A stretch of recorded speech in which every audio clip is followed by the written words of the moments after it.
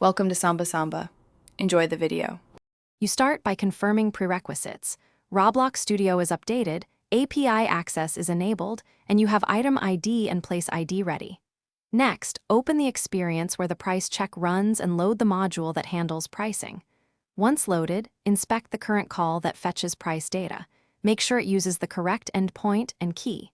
If it's using cached values, disable caching temporarily.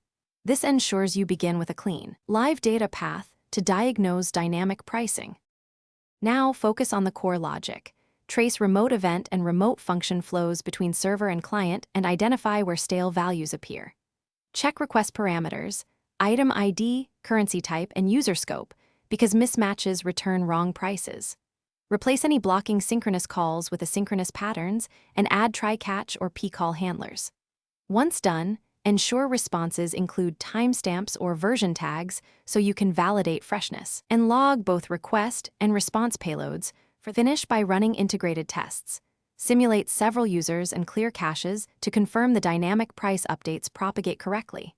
Make sure server-side cache invalidation runs when a price changes and that the client reacts to refresh triggers. Update UI only after fresh confirmation. If things go wrong, enable verbose logging and compare payload diffs to spot mismatched fields. Finally, roll back one change at a time if a recent commit caused the issue, and document the fix so the team avoids the same bug. Thanks for watching. Consider subscribing if we helped you.